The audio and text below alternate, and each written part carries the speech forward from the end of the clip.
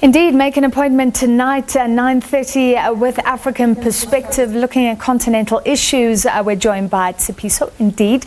So how will African Perspective be marking the day before Mandela Day? So we'll be speaking to the CEO of the Nelson Mandela Foundation, just listening earlier on to the conversation between Griselda and Dilega Mandela about ethical leadership. So he's written a piece talking about this new chapter. So it's 10 years on since the UN, as you know, supports this day, the month, and he speaks about how it was former President Nelson Mandela's intention that each and every one of us takes responsibility for social transformation in our communities. And he speaks about how it all begins with a dream. Of course, he's reflecting on, you'll remember when Cyril Ramaphosa became president in his State of the Nation address, he was ridiculed by some for talking about dreaming. And he is saying, that is the CEO, Silo Hatang, that it does in fact begin with a dream for a better society. And 67 minutes, of course, is up to each and every one of us how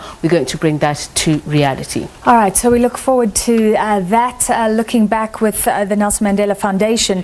Then this is interesting. So we talk about the fourth industrial revolution. Can Africa leapfrog, take advantage? But research and development, so crucial. Very, very important. And we're talking about, I mean, a lot of people often look to the humanities, social studies, and there's a scientific conference taking place in Dakar, Senegal. And the whole aim of it, Sarah Kimani is there, our East African correspondent. She'll tell us a little bit more about how African governments are looking to the private sector for more investment in research and development. And she'll speak to Dr. Nicholas Toto, the Executive Director of African Academy of Sciences, and he says we've actually made progress in studies such as HIV/AIDS, where we find cheaper ways of doing it. And what they're doing is that they're encouraging more money towards research and development in studying the 1,500 diseases that plague Africa. Can you believe it? Sure. And you know, we've been talking about the Ebola virus, the worst outbreak that we've seen in the Democratic Republic of Congo. So we'll go to that. And speaking of investment, just very quickly, Francis must tell you that we'll be looking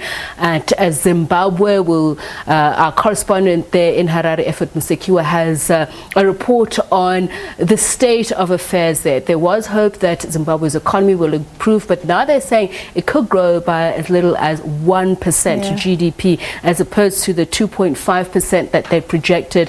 Manufacturing being one of the industries that is lagging behind, because you know the issues of deindustrialization, drought, and so many foreign exchange that are just weighing down on Zimbabwe's economy. Yeah, so inflation's so bad. We're talking about food shortages, hunger in Zimbabwe. Thank you very much, and you can catch that African Perspective with Tsepiso Makwetla at 9:30 tonight. Back to Griselda.